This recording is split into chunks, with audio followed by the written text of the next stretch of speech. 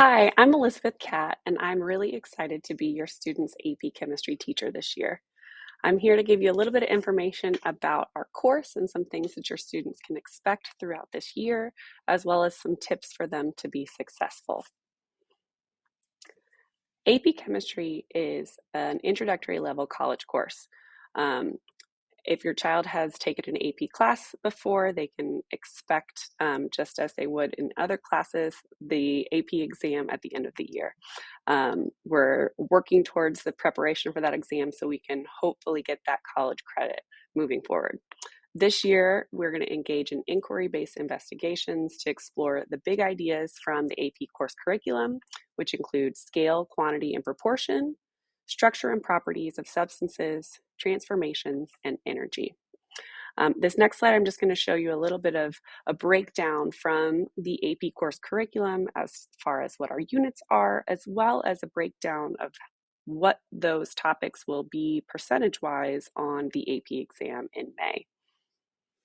We've just finished our chemical reactions unit as our first unit, and even though that's unit 4, that's allowing us to then keep with the AP curriculum topics from unit 1, 2, 3, and then so forth, because that's going to let our students allow, we're going to be able to use AP Classroom and the resources there and really make sure that our students are utilizing everything that they can to be successful on that AP exam.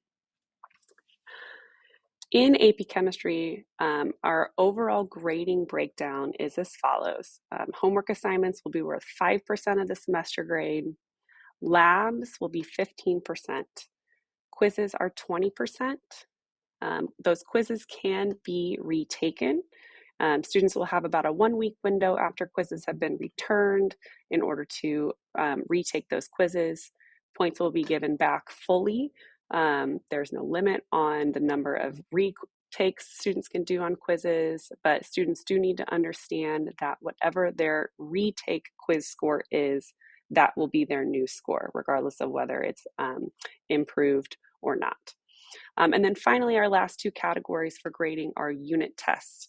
Our unit tests are broken into multiple choice and free response sections. The multiple choice questions will be worth 20% of the final grade, and free response questions will be worth 40%. In order for our AP students to be successful, or really any student to be successful, they should have the following goals. And I've communicated these, at least in part, maybe not in this exact language to students, but I really need students to be actively engaged as a learner every single day in class, regardless of what we're doing. That engagement in class is super important to be successful. Science is an active content area. We have to do science in order to learn science. We do quite a bit of work in groups, both with laboratories and some different classroom activities and discussions. So it's important to be involved in that process because that is a way that we will learn in this classroom. Students will have various assignments throughout the unit, whether it's practice problems or labs, that are going to help them to be prepared for class each day. So not only will those assignments be scored, but making sure that we're on top of things so that questions can be asked in a timely manner is going to be really important.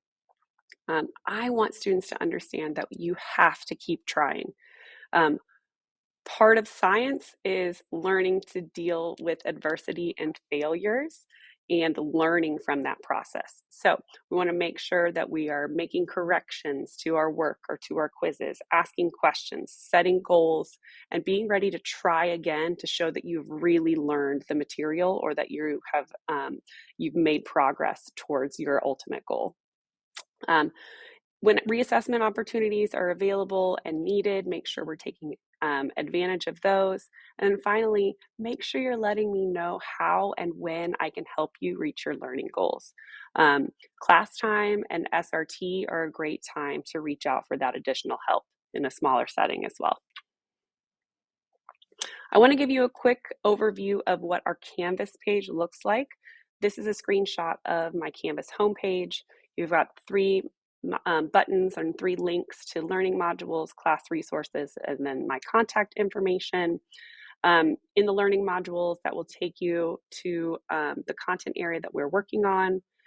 Class resources links to a module that includes things like the full AP course curriculum, the official periodic table and formula sheet that are used on the AP exam and every test or quiz, and then any other resources that we might wind up coming across that we'll use throughout the year.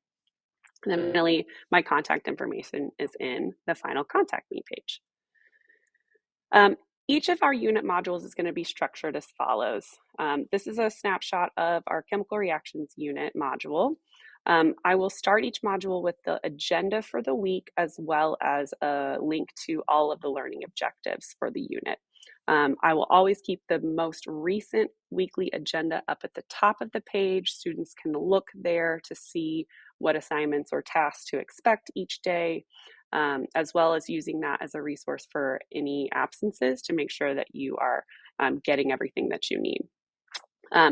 After that will be any files or resources, links to digital files for notes and practice packets and any additional resources. And then finally, the last section of the module is going to include links to the video notes, any assignments, as well as answer keys to those, so students can check their work as they go along. Finally, here on this last page are my email address as well as my phone extension for my classroom. I really encourage you to ask your student to reach out to me with any questions. Giving them that self-advocacy and the practice of reaching out to their teachers when they need help is one thing that is really important, I feel, as they are moving on and going on to higher education. That was a skill I wish I would have had, knowing how to ask my professors for help. If you want to make sure that your student has reached out to me, communicated with me, or if that you want to make sure that you receive the same information as your student, please make sure to reach out to me via email. If you'd like to have a phone call, I ask that those are scheduled at least 24 hours in advance. And then I have been working really hard to set some boundaries for myself between work and home. And in order to do that and spend time with my family and my kiddos and my husband at home, I only will check messages during my workday. So that's 8:30 to 4:15 Monday through Friday. And I always do my best to respond within 24 hours, if not sooner. Just keep in mind that that means anything that's sent overnight won't get responded to till the next day, or anything on the weekend I'll get to on Monday as soon as I can. I really appreciate your respect for my time with my family outside of school hours. Thank you so much for watching, and please don't hesitate to reach out to me with any questions that you may have. I'm excited for a great year in AP Chemistry with your students. Thank you.